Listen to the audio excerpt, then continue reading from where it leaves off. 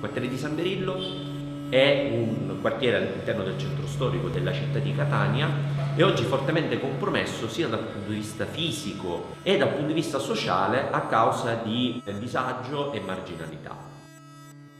Il progetto Voci di Quartiere si rivolge alla costruzione di una comunità di pratiche, quindi a un'attività di aggregazione tra varie comunità presenti nel territorio, comunità straniere, comunità di residenti catanesi, che possono trovare nel quartiere sia un elemento di aggregazione, sia un elemento di valorizzazione culturale, ma anche la possibilità di stimolare le competenze proprie per poter rimettere in gioco i propri percorsi di vita.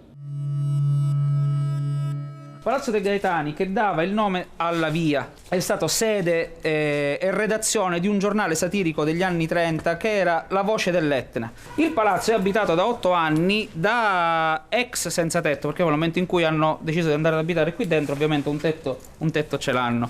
In tutto questo processo abbiamo coinvolto i ragazzi che abitano dentro di partecipare a questa operazione.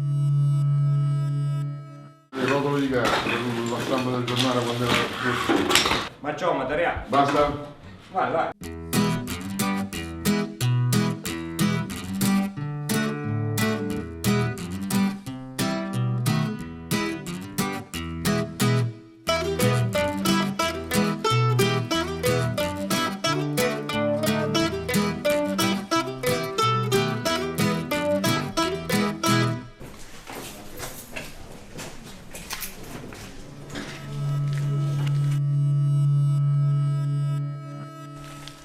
Considerate che in questo chiostro c'erano delle travi di legno che chiudevano, la spazzatura era alta così, qui era inaccessibile praticamente. Recuperare una struttura del genere piuttosto che demolirla, ridare vita, coinvolgere il proprietario, coinvolgere il tessuto sociale che in questo momento c'è, che sono loro, quello diventa il valore aggiunto, il valore fondamentale che Trame di Quartiere vuole lanciare a chi segue il progetto e chi lo vedrà realizzato. Noi riteniamo che questa è la reale partecipazione dal basso, che appunto comprende fondamentalmente l'inclusione sociale. Coinvolgere le persone è molto importante secondo me, perché io con l'esperienza che ho avuto all'estero ho visto che molti quartieri coinvolgono le persone a cambiare l'urbanistica, a cambiare diciamo tutto l'aspetto di un quartiere magari degradato, che ha delle problematiche. Il primo intervento riguarda la realizzazione di un forno a pietra per attività aggregative legate alla cucina e alla panificazione.